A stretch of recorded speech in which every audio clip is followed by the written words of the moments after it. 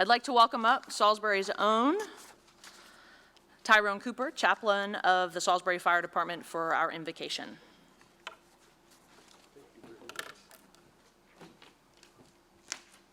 Good evening, ladies and gentlemen. Let us pray. Lord, we ask your blessing upon this 2019 State of the City address. Bless each and every person here tonight. Bless those that wanted to be here but could not make it.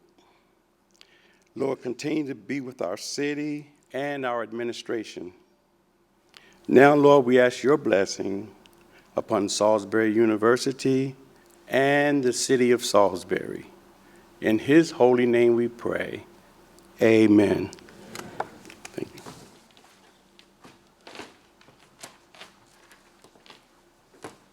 Thank you, Chaplain. It has been incredible to watch President White transcend into the community and campus life effortlessly.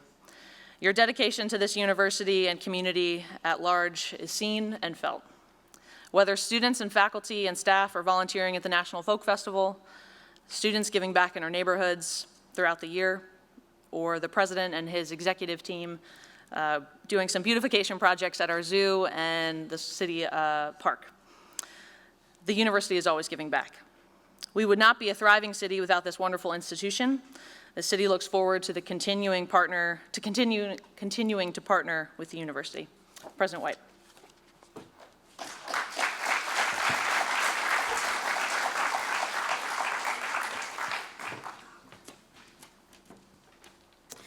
Thank you, Julia, and good evening and welcome to everyone. I'm Chuck White, and it is my pleasure to serve as SU's 9th president. Before I begin, I just want to assure everybody that we have suspended the parking tickets for this evening, and I am assured that nobody will get a ticket.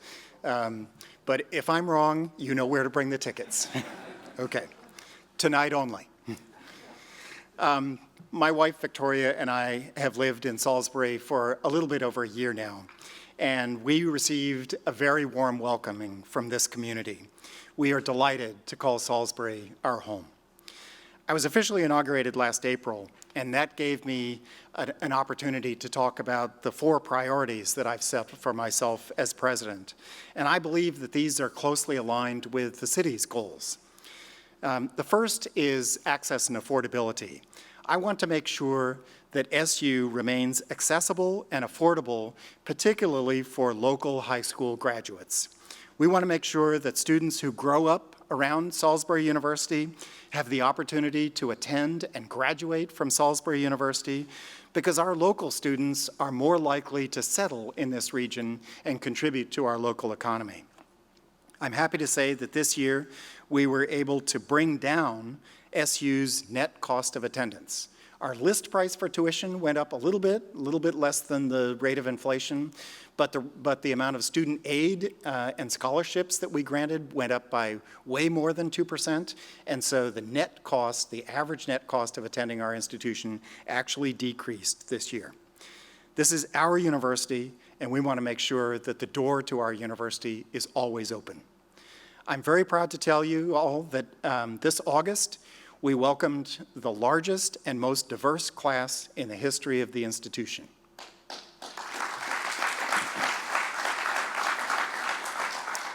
Thank you. It's really important part of our commitment to diversity and inclusion.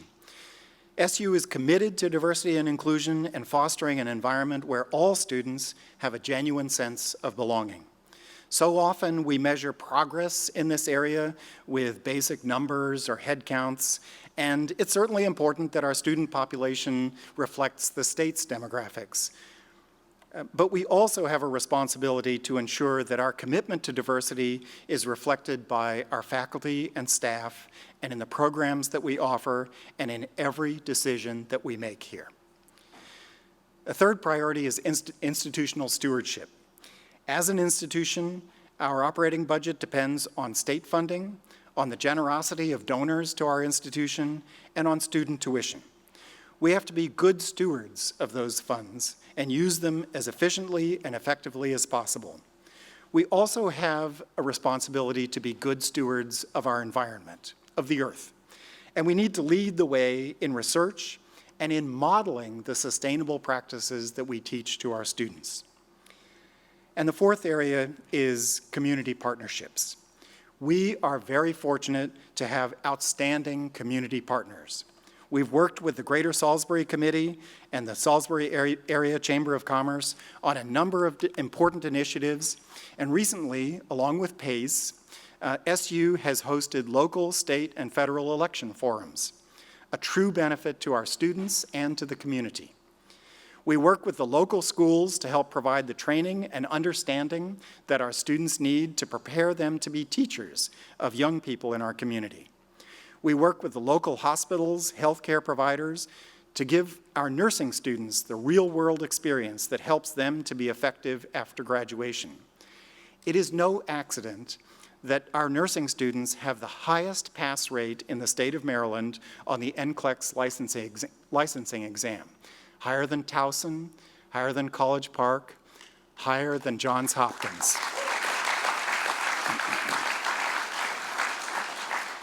We have many more community partners, but the point is that much of our success is tied to the relationships that we have built together as a community. Much of what we're doing is the result of great work that is taking place in the city of Salisbury. This month, we started construction on the Downtown Center for Entrepreneurship. The center will serve as a hub for economic development for the entire region and is located on the plaza in the heart of downtown Salisbury. The mayor's Buy a Home, Build a Business program provides cash and resources to SU alumni seeking to start a business and living in Salisbury. The university's Live Near Your Work program provides benefits to employees who decide to live in the city of Salisbury. You all come out to see Seagull Athletics, you ride in the Seagull Century, and you fill the house for our amazing cultural programs. The relationship between our city and our university has never been stronger. And we've come a long way together because our success is so intertwined. The success of the city leads to the success of the university and vice versa. We are proud of the progress and growth that has been, and the progress that has been made, and I'm looking forward to seeing what the future holds. Mayor Day, members of the City Council, thank you for your vision and for your leadership. There is nowhere else that I'd rather live than Salisbury, Maryland, the first World Kindness USA city and the capital of the Eastern Shore.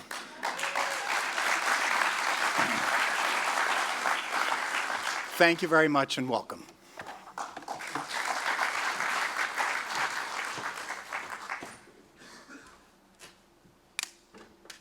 Thank you, President White. The man I'm about to invite up next brings a steadiness to the City Council that has not been felt before. Sitting at the council table with him for 4.5 years has been an amazing opportunity to learn. In a time when divisiveness nationally is at a level never seen before, this man brings reason and respect to every meeting and every interaction. Thank you for helping me and our citizens see that even when we don't always agree, we can do so with respect and understanding. City Council President Jack Heath.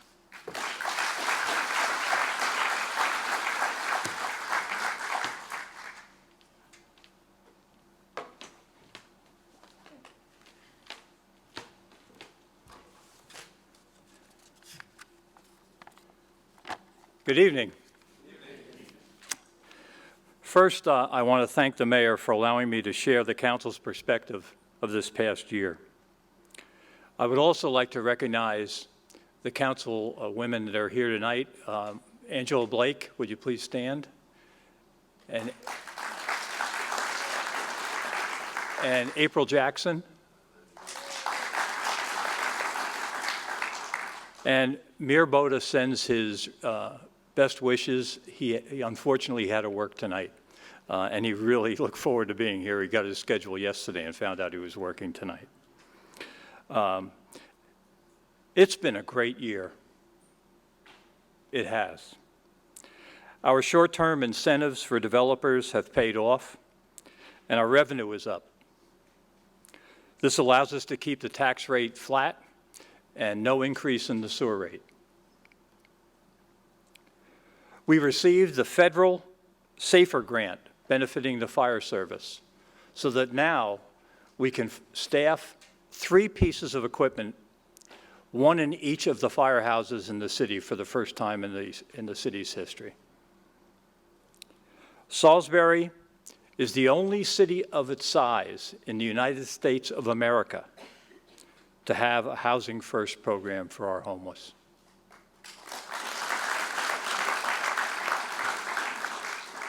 Despite the rumors, we have 1 youth center in operation at Truett Street and 1 under renovation on Newton Street.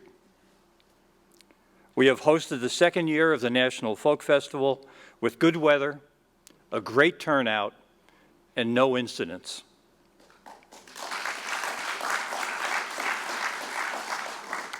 Yesterday, we dedicated a new mural painted by Paul Sketch Boyd Jr. that is a gorgeous piece of artwork. And it is now what I would call the welcoming to Georgetown, a fantastic thing that's long overdue. And hopefully we can see, I said to somebody last night, it would be great just to see this carry on down Church Street. And then we move out on other streets. And I know that it's taken a while, but believe me, our goal is to move out into the surrounding areas of downtown. But first we have to have a vital downtown, and we're getting there.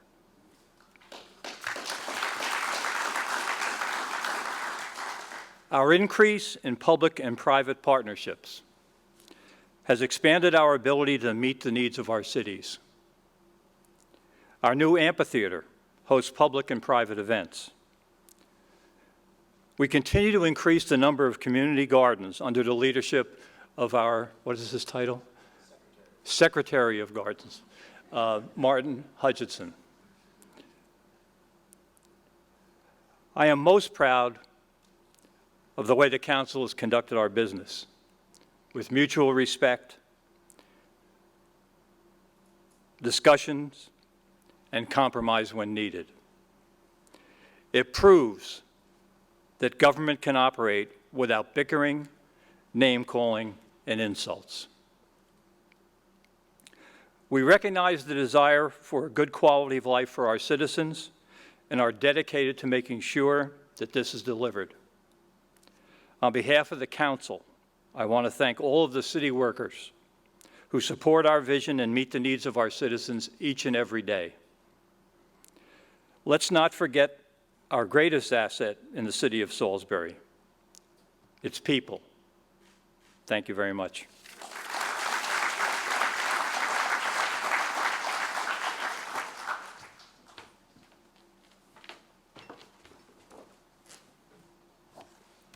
This past year, we created the post of Poet Laureate in the city. This was another opportunity to continue our work within the arts. We know that the presence of arts and culture can change the self-esteem, aesthetics, and development of a city. Nancy Mitchell was named to that post and had her debut at the National Folk Festival. It has been a true wonder to see Salisbury through the eyes of Nancy as she shares her poetry and art with all of us. I'm excited to hear what Nancy will be sharing with us tonight. Please welcome Poet Laureate Nancy Mitchell.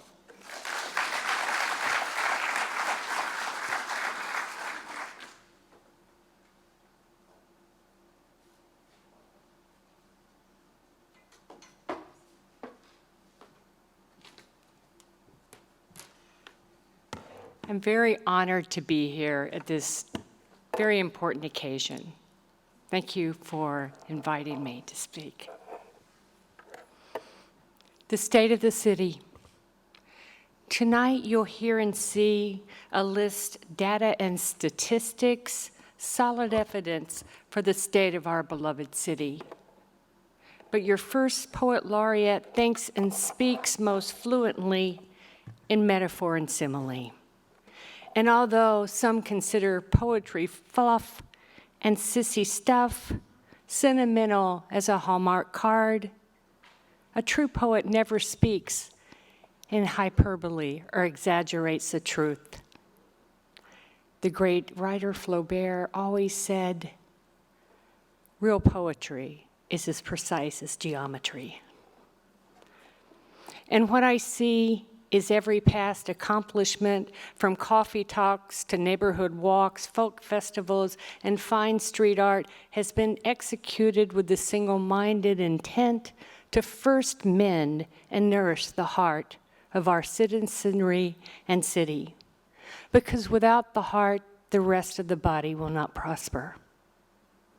And our mayor knows hearts thrive on beauty, community free to all in our shared spaces. And as an aside, it's long been thought that happiness is defined by prosperity, family, career. But new evidence is that happiness is best achieved by abiding in a city, beautiful, by walking on well-lit flowers and tree-lined streets, lovely architecture, old and new, built to be aesthetically pleasing.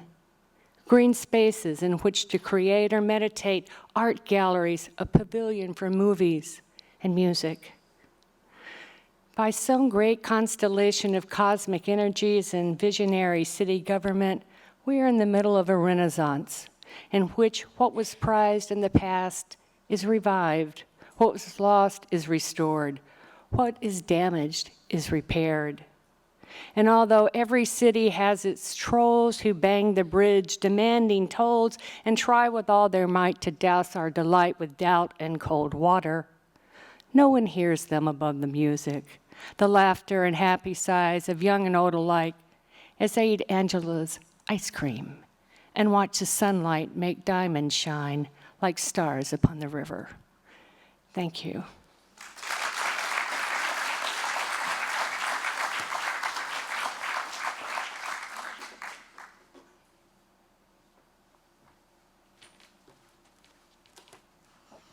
That was great, Nancy. Thank you so much for sharing that with us.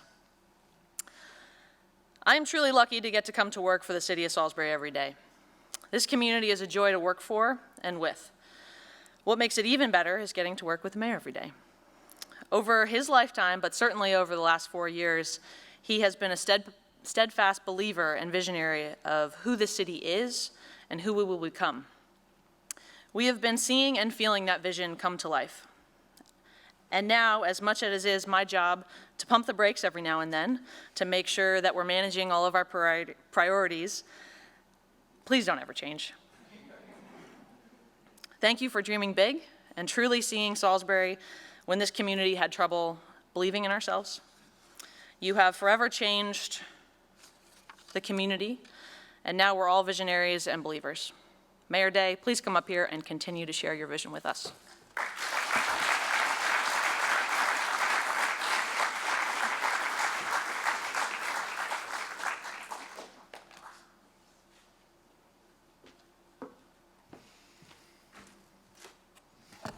Good evening, friends.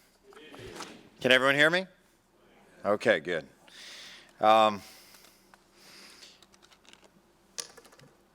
It's been 4 years, and there are times when we get to reflect, like tonight, but they're few and far between. And it's a real joy to have the opportunity to share with you my perspective on the last 4 years.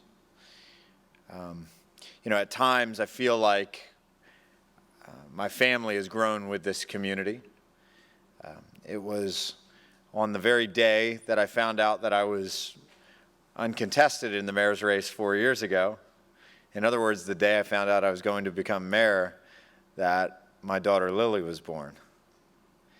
And it was only a year later at the State of the City address that we were proud to announce that we were having another one. And the crescendo I'm building to right now, I'm kidding, I'm not. No. But in that evolution of a family growing up, I'm sitting here and I get a Snapchat from my wife of the girls in their Halloween costumes on their way to Emmanuel Wesleyan to do trunk or treat. So, you know, that's where our family is, and as our family continues to grow with all of you.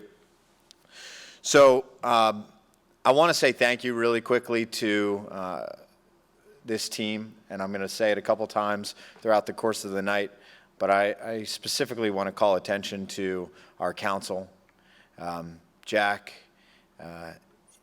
Angela, April, and to Muir and Jim. This team is going to be different in a couple of days, and you know, we've worked really well together. I'm very proud of our partnership. Through thick and thin, it's been a united team. And I appreciate what Julia had to say about our council president. I like to think his predecessor did an all right job. Yeah, you forgot that I was council president, didn't you? But it's true.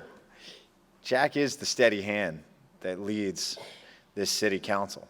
And there's nothing but unity that comes out of that room at the end of the night, no matter what happens in that room. So grateful for you and grateful for each one of you. Thank you. To my folks, Mom and Dad, thank you for being here again. Your support, I appreciate you so much. I wouldn't be here without you. So buckle up, folks. I got some things to say. I got some things to say to you people. Look, what I'm about to do tonight is the equivalent of cracking open a novel.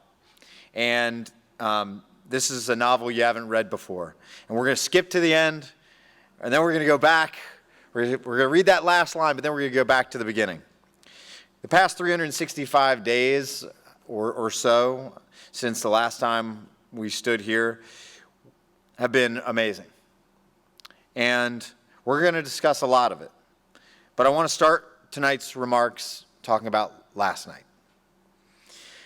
Yesterday, some of you stood with me and this city on a small triangle of freshly landscaped park at the corner of Business 13 and Church Street. An address that if I were to give it at almost any time in the last 40 years, you'd say, ugh. None of this was there just a few months ago. Not the mural, not the benches, not the pavers, not the sign that commemorates the two historic buildings that bookend a neighborhood. And in headlines and sound bites, the story will be a mural was painted. And that's what we celebrated. And that's not entirely wrong, but there's so much more to it than that. The story of this mural is one of transformation, of discovery, of listening and hearing what people have to say and what a neighborhood has to say. And when we cut that ribbon, we celebrated a community that has long felt underserved and even abandoned. If you think about the 1950s and 1960s, rights of way were established and houses were torn down. And a neighborhood known as Georgetown was essentially erased. And it left asphalt scars that served to make it convenient for travelers to pass by this city, through this city, to someplace else. And over time, that main north-south corridor through the neighborhood became known for some pretty nasty things. Open-air prostitution, daylight drug deals. An unchecked sprawl pushed the city away from this location. But the journey of 1,000 miles, they say, begins with a single step, and the transformation of a city begins with a single vision. And it continues with cooperation and community buy-in. And we needed each of those things badly if we were about to set on a path that made our city more prosperous and safer. The transformation of Salisbury is happening right now. And at this moment, there are more projects underway in our city than any single moment before. Old, neglected infrastructure is being replaced and upgraded. And I got the question the other day, why does it all have to be done at the same time? Well, it doesn't. But what will we be waiting for? Now's the time to get it done.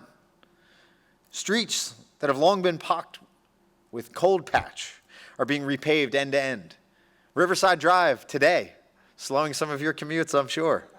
Northwood Drive earlier this year. And in some places, we're literally reshaping the streets with the goal of making pedestrian injuries and deaths a thing of the past.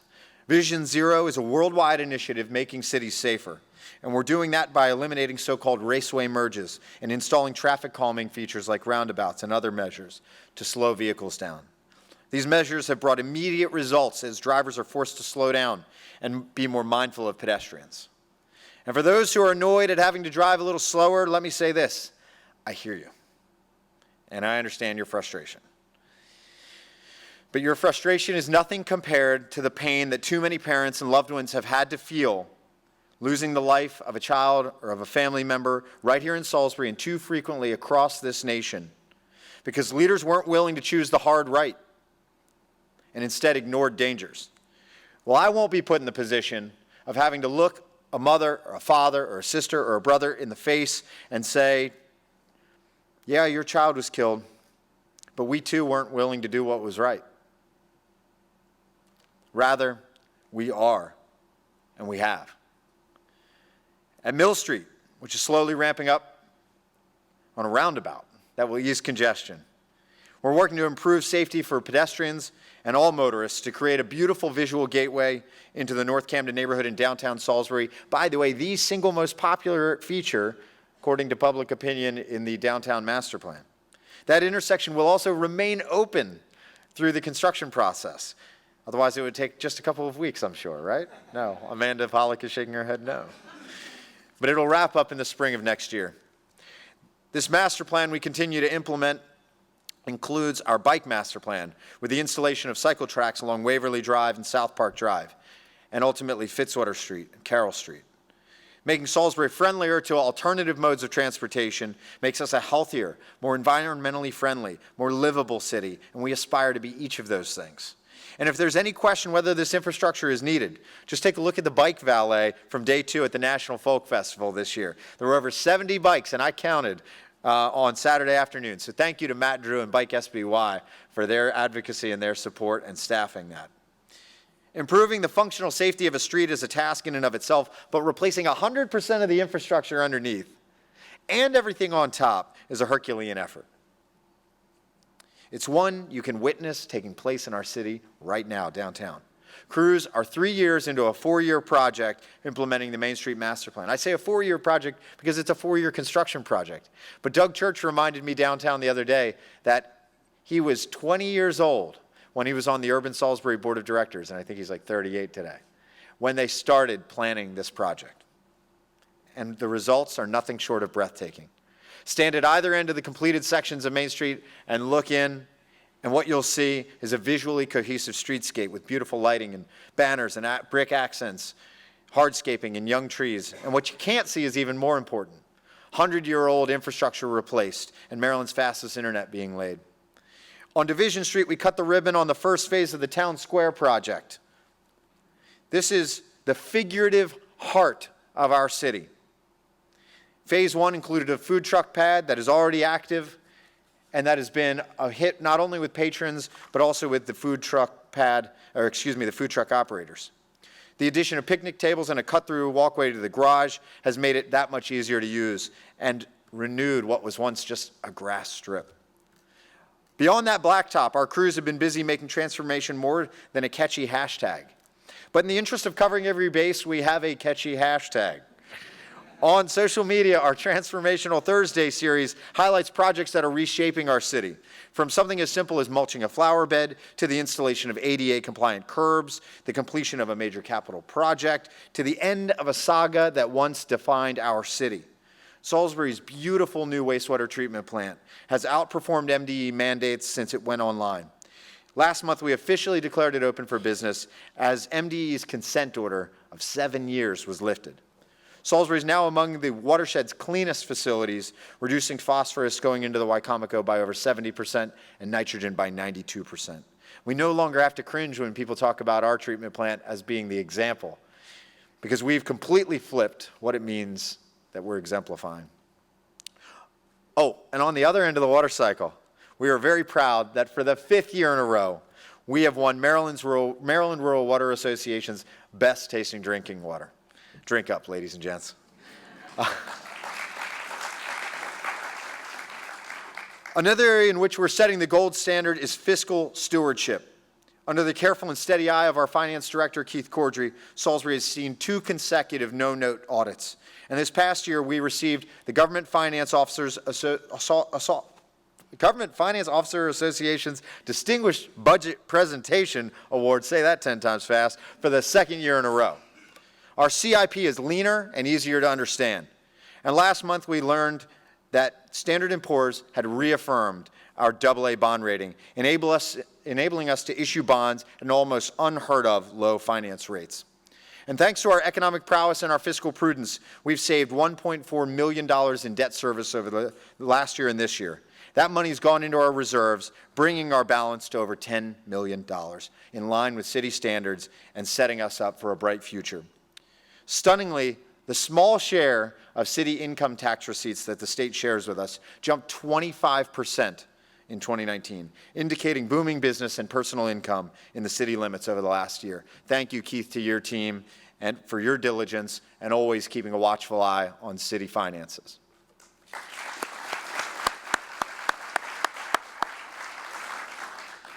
Economically, Salisbury is seeing growth in every sector, with employment up, sales up, new and innovative businesses opening all over town.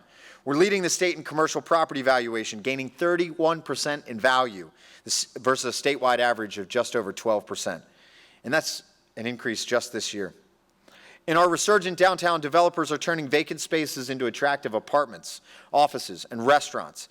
Plaza Gateway Building, the Powell Building, the City Center, One Plaza East. Some of the most storied buildings in Salisbury are all being brought back to life thanks to the efforts of people like Brett Davis and Brad Gillis and Joey Gilkerson, Tom Aid and Dave Layfield, and many others. At the Port of Salisbury, Chesapeake Shipbuilding continues to be an economic powerhouse, putting 2 cruise ships and 2 tugboats, including the tugboat named Salisbury, into the Wicomico River this past year alone. If you ever get the chance to witness a launch firsthand, it's an incredible sight to see. One of the coolest things you'll see in Salisbury. But ships aren't the only thing we're building. This year we topped off over $200 million over the last 4 years of development in our city. $61 million this year alone, since the last time we stood here for our State of the City address. It's stunning what the development and construction communities are doing over these years. And the construction industry represents a still growing part of the job picture. We've added more than 2,700 jobs in the last 4 years, with job growth topping 3.2% just in the last 12 months, giving Salisbury more job growth than any other place on our peninsula. This growth all adds up. Our metropolitan area continues to be a national bright spot. Our gross metropolitan product was $20.9 billion this year. That makes us the 129th largest economy in America. And just last week, USA Today and Money Magazine named Salisbury one of the top 30 cities that are still affordable that people are flocking to. And just as our job growth has been the unique bright spot in the Northeast United States in the last 3 years, we were the only city on that list from USA Today and Money Magazine north of the Research Triangle and east of the Missouri River. The only spot in the Northeast United States. Every other one is Florida and Texas and South Carolina and North Carolina. Across this city, business owners are reimagining spaces and places to draw on their untapped potential. In the former Gander Mountain building, Harley-Davidson has come roaring in, bringing a little bit of thunder to the north side. The site of the old mall has finally been sold to a developer who will infill it with hundreds of homes and shopping, creating a neighborhood where we've grown used to seeing an eyesore, and as my predecessor used to say, a rubble pile. And in Newtown, the Gillis Greer House has become the first home to take advantage of the city's ordinance on bed and breakfast ownership, making this beautiful Victorian structure an even greater asset to the community. We've all heard some variation on the phrase or the idiom, success begats success. And Salisbury in 2019 is the very definition of building on previous success. The current business climate in Salisbury is the product of buy-in from the community and business owners and developers, local, state, and elected officials. Local, state, and federal elected officials. It's only through enthusiasm, support, and participation that such big accomplishments can be realized. To foster this spirit of community involvement, it's vitally important that the community be engaged in the process, not treated as the subjects upon which plans are laid. This year, we continued our neighborhood knock and talks, bringing municipal government out of City Hall and directly to citizens. City teams canvassed designated neighborhoods for 2 to 3 hours, listening to resident concerns, hearing their ideas, offering up advice and information from everything on how to curbside recycle to how to maintain your property.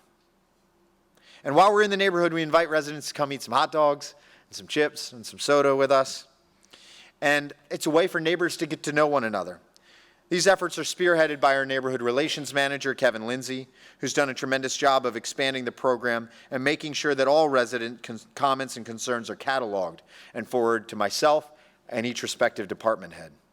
Mobilization on that scale takes a lot of effort and coordination, and there will be folks who simply aren't home when we're out knocking.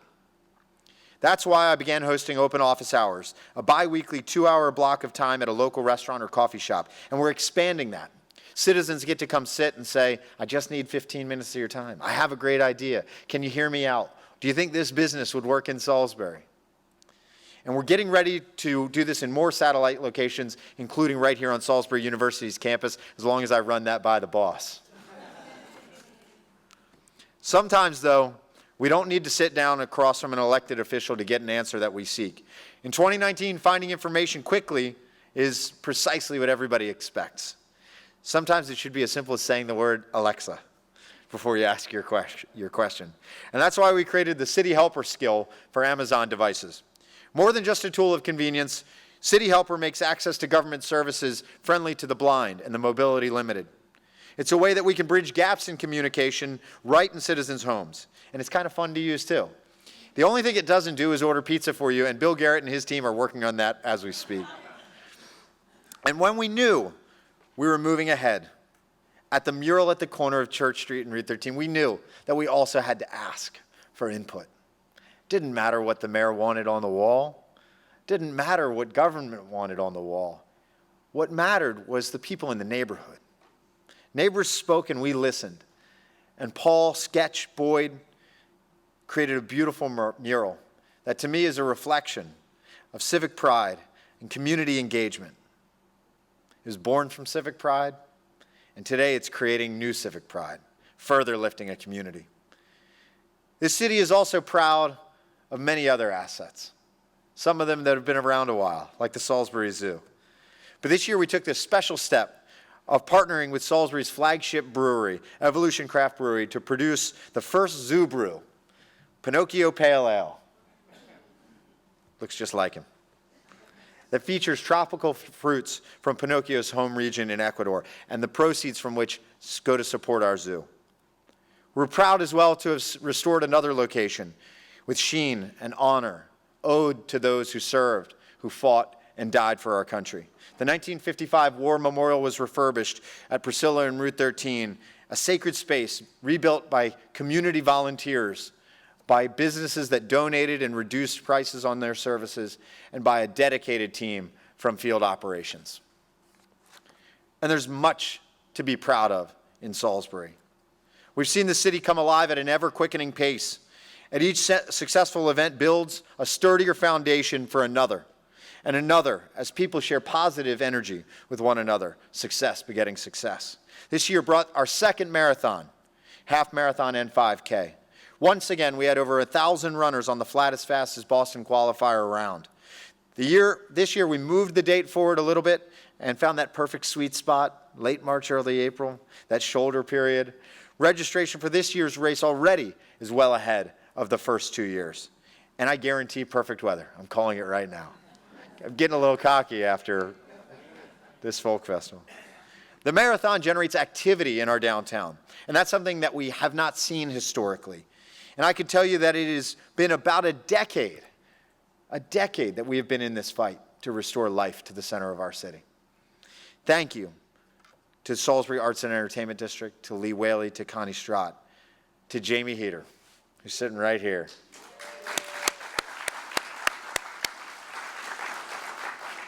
And to former Mayor Jim Ireton and a small army of volunteers who realized that Third Friday was needed and created the event that has brought life back to downtown.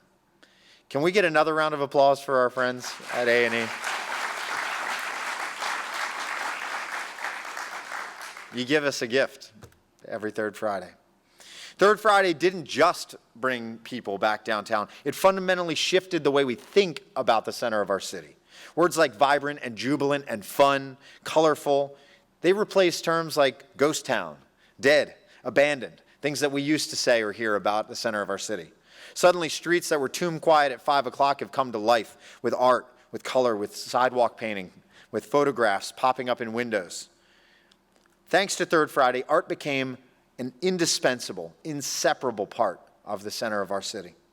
And we've seen the number and size of those works continue to grow, so much so that the city has begun using the new hashtag #ArtEverywhere when sharing a new piece online.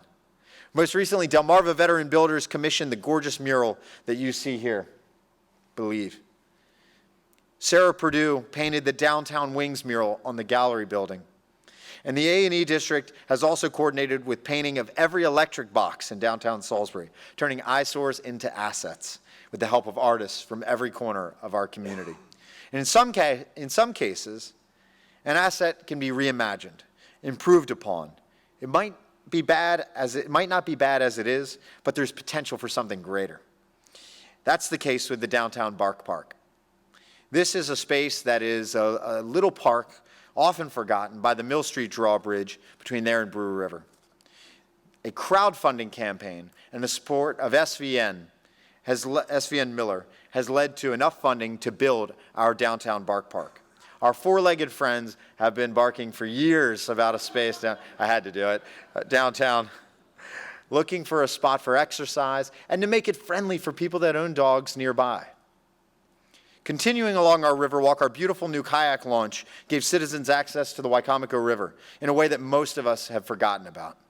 It became commonplace over the past summer to see paddlers in the river. Thanks to River Otter paddle excursions, every Saturday they ran paddle events on the water. By creating an opportunity to enjoy the port from a unique perspective, we're helping to foster an active, healthier community that appreciates the natural assets that make living in Salisbury so fantastic. And for those that don't paddle, we began hosting weekly yoga sessions on the Pohanka Riverwalk Amphitheater, providing yet another opportunity to be healthy and active while enjoying our beautiful downtown. Programming at that Riverwalk Amphitheater took off this year with concerts and festivals and our own signature Movies on the River. That was largely 80s themed. That has nothing to do with my age. These have been growing in popularity, including a huge crowd just last Friday night, excuse me. And for good reason. You get a free film, you get popcorn, you get a beautiful setting, you get access to one or two food trucks, and there's no worry about missing dinner. It's an entire night of entertainment, convenient, fun for families. This weekend, our Police Athletic League is sponsoring the last film of the season, Remember the Titans, and once again, the weather's supposed to be perfect. As I mentioned, festivals made great use of this space, doing things we hadn't envisioned with the amphitheater, like giving rain barrel demonstrations or teaching about the art of beekeeping. Those were just two of the activities at the city's first ever Green Fest. Put on by the city's Sustainability Advisory Committee, Green Fest brought local gardeners, poultry keepers, farmers, conservationists, and other experts together to provide information and tips on a wide range of topics, all related to sustainability.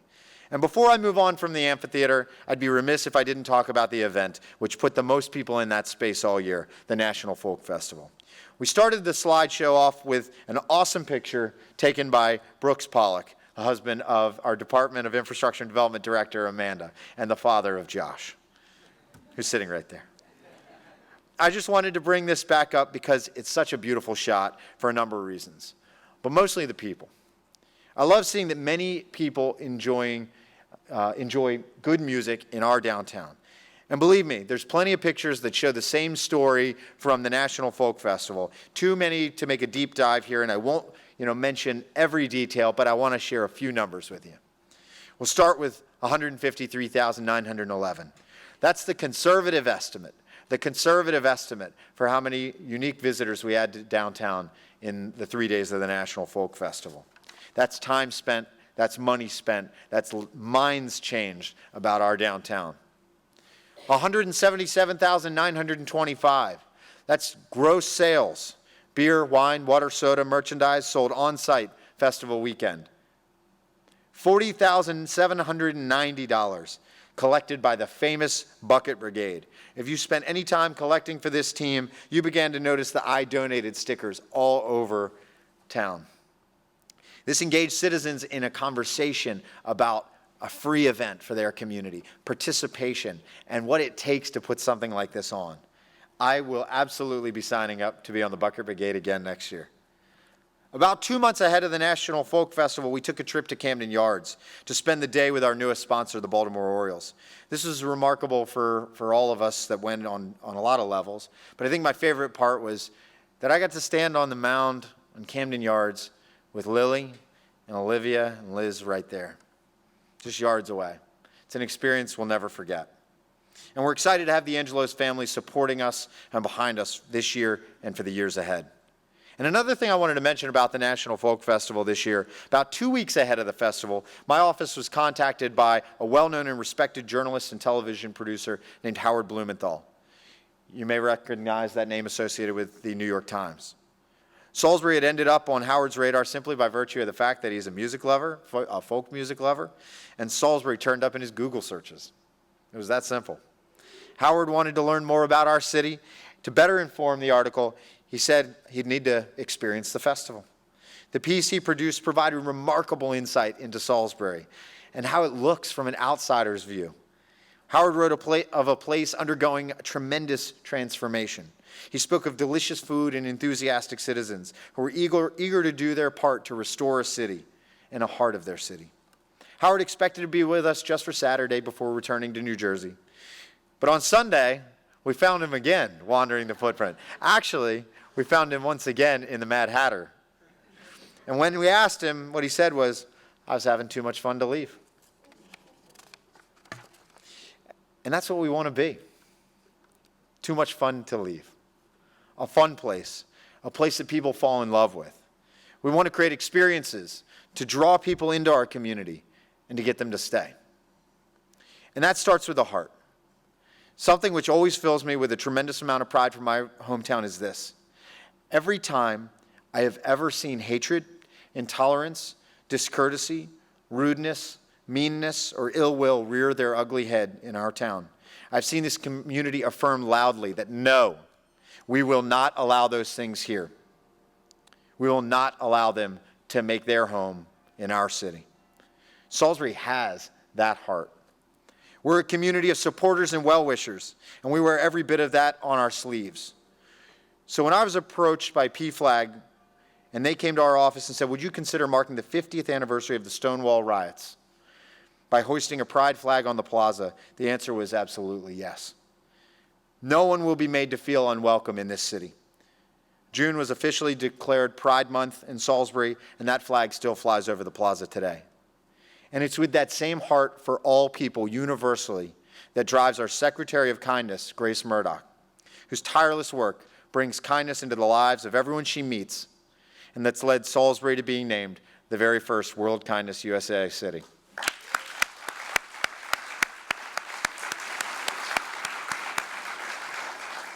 And mark your calendar, folks, because she's already got the Riverwalk Amphitheater booked for Dance for Kindness. She's got almost 300 people signed up.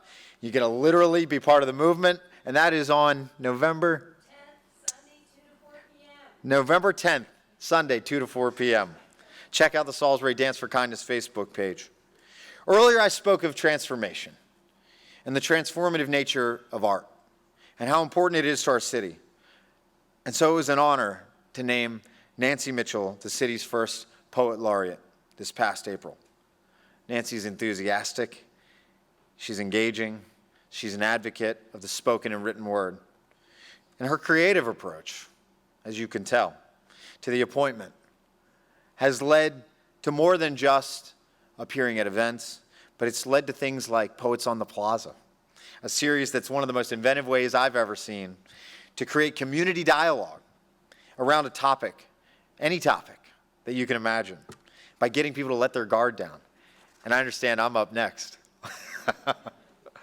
If you haven't seen it, I highly recommend it. Check out this Poet Laureate Facebook page on Facebook. Nancy, thank you for the voice you bring to our community.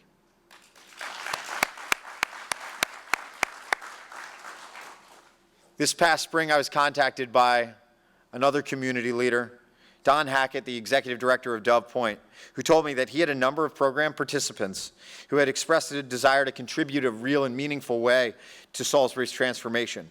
And out of that conversation came something called the Downtown Doves. This is a volunteer force that cleans debris and litter in and around the downtown.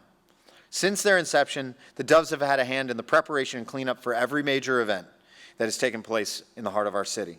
And their stated mission, above all else, is to spread kindness.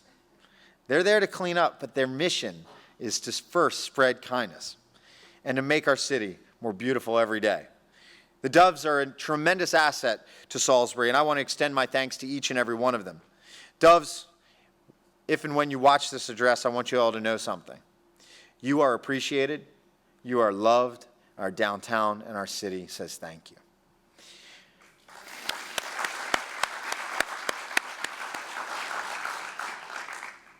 Businesses across our city are getting involved in more and more things like this. They're participating, trying to do their part. They're making our city cleaner as part of the Green Business Certification Program.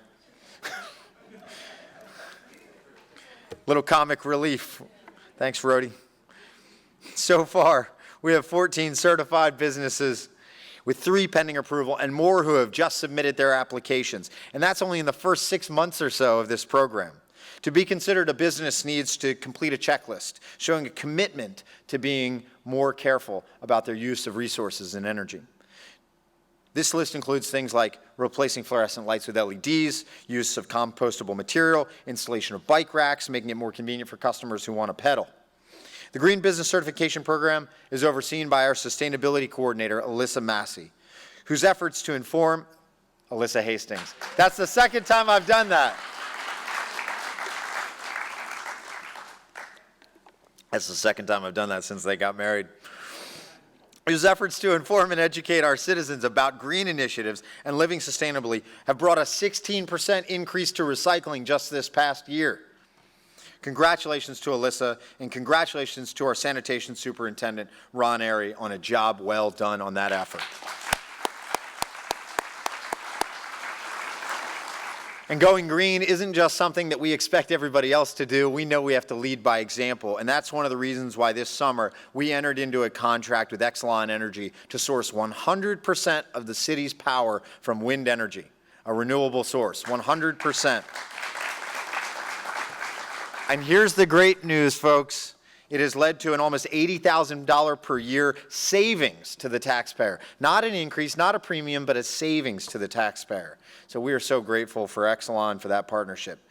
Thank you to these efforts, or thanks to these efforts and others like them, such as the deployment of recycling containers at all large-scale city events and composting bins at the National Folk Festival, and the expansion of our curbside recycling program to include cardboard. Salisbury was honored again to be a Sustainable Maryland certified city just 2 weeks ago. It's an affirmation of the work that we've been doing the last 4 years and that we're going to be doing for the next. We'll continue to find more ways to make our city green and clean and sustainable. We also want to give the next generation higher hopes, and brighter futures, and a cleaner city, but also safer streets. This year, we officially began the total overhaul of the building at 300 Newton Street, soon to be home to the city's second community center.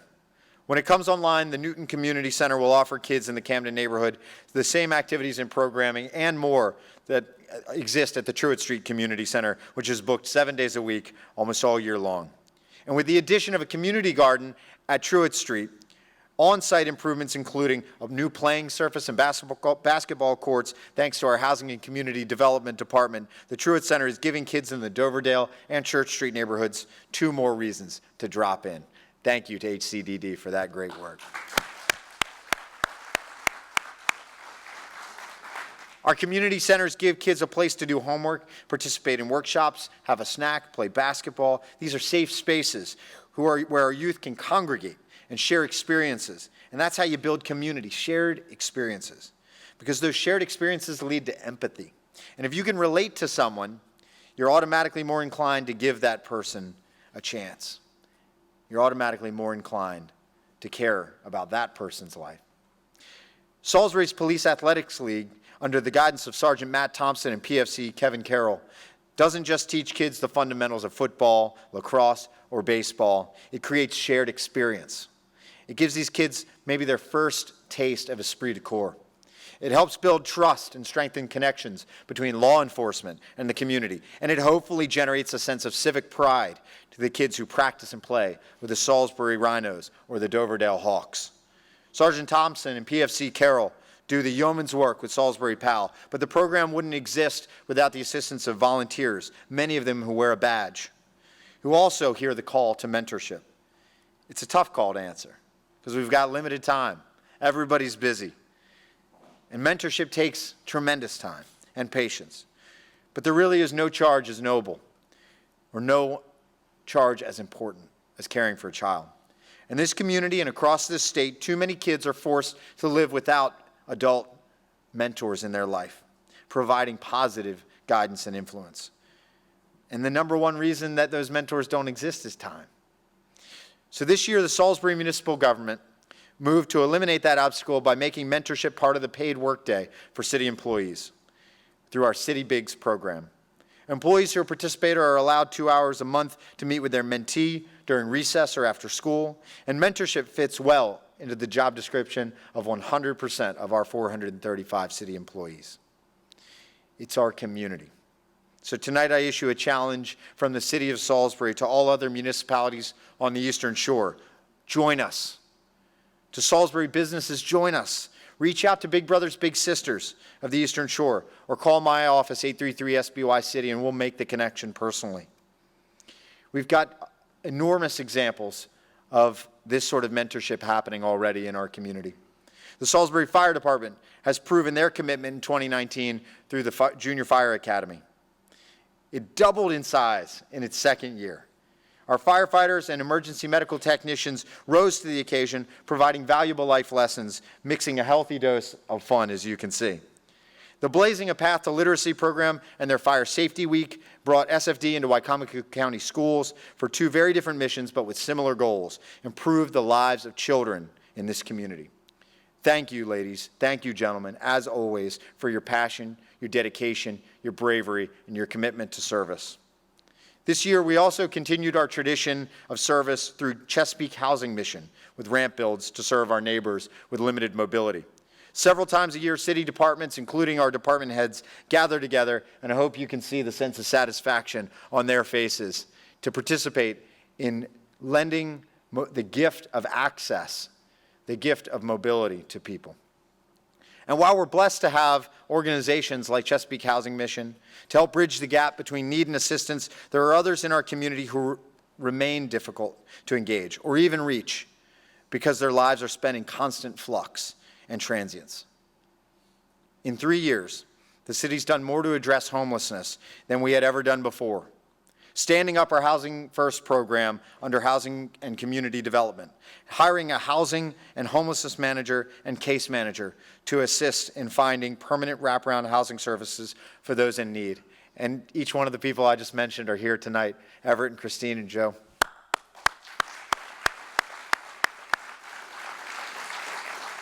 Yet some basic human needs go unmet because they aren't covered under typical social programs, or the person who needs them simply isn't prepared to publicly ask for that help. Earlier this year, Christine Chestnut secured a grant to fund the Hygiene program. Hygiene? Come on, that deserves a laugh. To provide homeless women and girls in our community with feminine hygiene products. Thank you, Christine. That program's been an immediate blessing to women and girls in our community and has inspired multiple donation drives to keep the supplies stocked.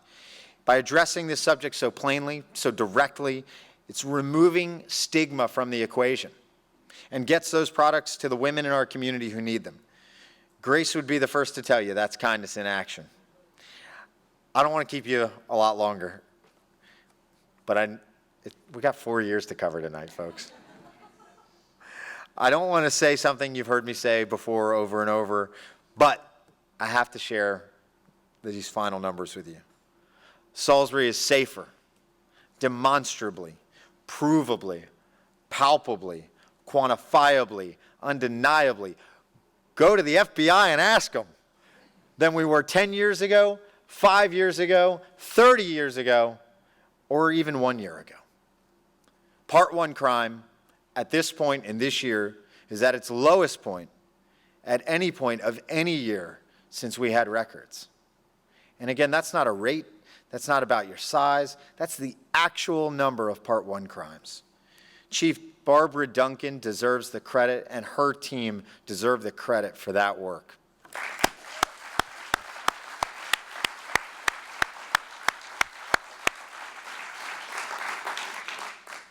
So there's a picture, I don't know if it's the next one, there it is, of the chief receiving Salisbury University's Town Gown Council Distinguished Service Award, a well-earned accolade from an institution with which the SPD hasn't always historically enjoyed a rosy relationship.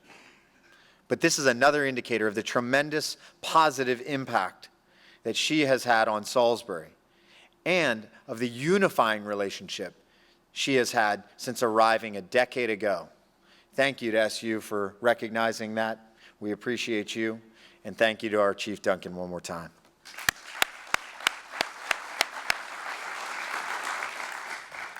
Folks, I'm blessed.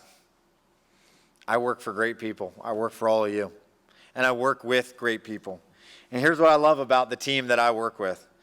We are comfortable and confident enough in the work that we are doing that we're not afraid to have, a little elbow room to have some fun with it from time to time. And so, many of you know that I take great pride in referring to Salisbury as the capital of the Eastern Shore.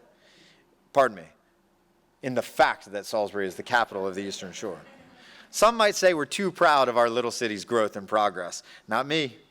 I say it's precisely what we have been pursuing doggedly for the last 4 or 5 or 6 years. Now, I pride myself on our good relationship with Governor Larry Hogan. We're good friends. We're supporters of one another, appreciate each other's work. I'm not sure how much pull I've got up in the governor's office, but maybe, just maybe, I got enough pull next time he's looking over the Bay Bridge to get him to consider moving the state capitol to Salisbury. Yeah? No? Not that much pull? Let's try for it. But our video that you're going to watch in just a second was noticed around the state. And we have Maryland pride here in Salisbury. Maybe not enough to be the capital of Maryland, but certainly enough to be the capital of the Eastern Shore. Chris? Okay, Mayor, so the video projects that we've identified for this week are Vision Zero. We're going to do one on the SFD. What do you think about doing something special for Maryland Day? I don't know, boss. We're really busy right now. I mean, just the Vision Zero video by itself. Yeah, I get that. I'm not trying to distract us, but wouldn't it be fun to celebrate the old line state, American miniature, the free state? Sure, I just think... Did you know that our state crustacean, the Maryland blue crab, molts approximately 25 times in its life? Hey, Donna, these crab cakes are amazing. Great. Did you get what I put in your inbox? I did. They're delicious. You're on top of it today. So back to the Vision Zero video. You're right. We've got a lot on our plate right now.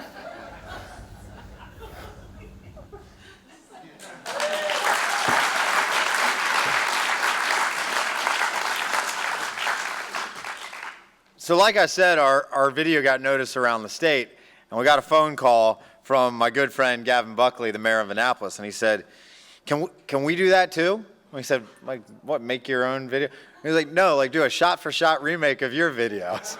So we said, well, let's make something, a little bit more unique, and they went with it. They rolled with it. So, Chris?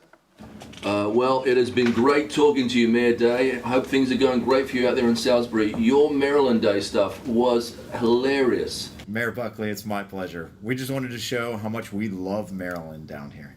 Thanks again. Talk to you soon. See you at the next conference. All right, thank you. I just need a couple minutes. I was thinking we could focus more on when the city was actually began a lot of its work. Well, you know what was founded in 1845? The Naval Academy. All right, that's something to consider. Thank you. So what do you think about having a really cool theme song? I'm glad you mentioned song, because you know what my favorite song is? It's the Naval Academy fight song. Have you heard it?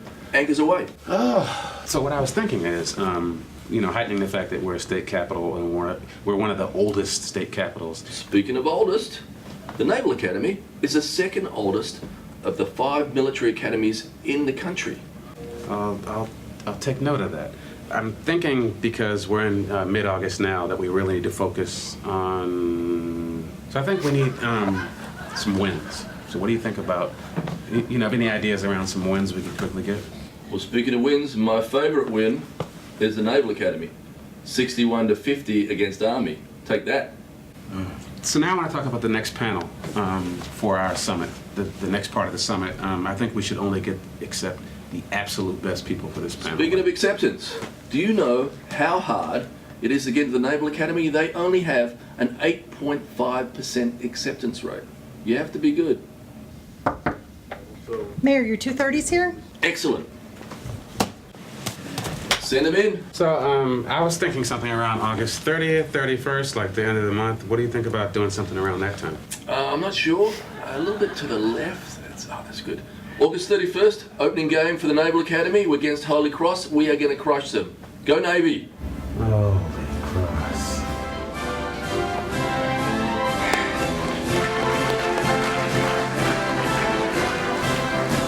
So they actually played that on the Jumbotron at the opening day of Navy's football season at halftime. A whole bunch of folks saw that. So I think I can call him a friend, right? Right up until the point I started advocating for the capital to be moved from Annapolis to Salisbury. Look, folks, the energy and the movement that we're experiencing in this city have been a long time coming. And it's absolutely vital that we maintain our focus and continue the spirit of cooperation that brought us to this point. And I know that won't be a problem for the folks in this room. And each of us can inspire somebody else in our city to look around, see kindness in action, and participate. I see a community of dreamers and doers. And I see support and belief and energy and vibrancy, and all of those qualities have made this transformation happen. It's happening right now in front of us. We're living it. And when we gathered last night and cut that ribbon at the foot of that mural, I was overwhelmed by that spirit in our community. You could feel it, and it filled that space. I am proud of us. I'm proud of this city. I look forward to Salisbury's future more than ever before. And it's because I get to work with each of you. And I intend to for the next 4 years. God bless you and good night.